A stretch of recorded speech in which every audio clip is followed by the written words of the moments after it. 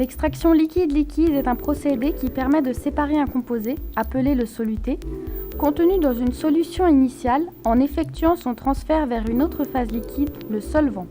Afin de séparer les deux solutions, il faut qu'elles ne se mélangent pas entre elles. On parle de liquide non miscible. Lors de l'extraction, les deux liquides sont vigoureusement mélangés afin d'être mis en contact. Ainsi, le soluté migre vers le solvant. On sépare ensuite les deux phases liquides par décantation. C'est pourquoi il est requis qu'elles soient de densités différentes.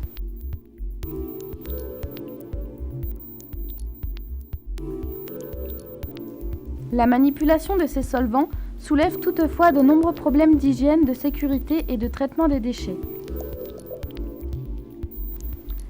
C'est donc par souci de sécurité vis-à-vis des manipulateurs et de l'environnement que des enseignants et étudiants de l'ENSIC ont développé un poste d'extraction liquide-liquide propre afin de permettre aux élèves d'étudier cette technique de séparation qui est couramment rencontrée dans l'industrie.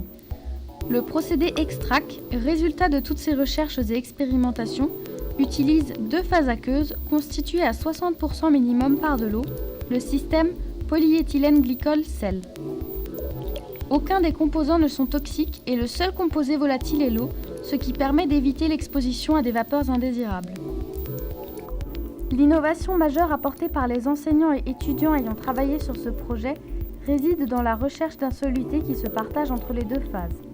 Finalement, le soluté utilisé est le bleu de méthylène. Seule une faible quantité de ce colorant suffit à conférer une forte coloration bleue à la solution, ce qui permet de visualiser le transfert de matière et de comprendre des notions telles que le coefficient de partage. Pour déterminer précisément la concentration en bleu de méthylène dans chaque phase, on procède par dosage spectrophotométrique. La possibilité de régénérer les deux phases permet de réduire considérablement l'utilisation de produits chimiques.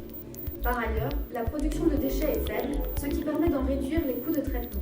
La manipulation à destination des lycées permet d'illustrer le procédé d'extraction à l'échelle de l'ampoule à décanter, tandis que la manipulation à destination de l'enseignement supérieur et technique fonctionne sur une colonne pilote d'extraction.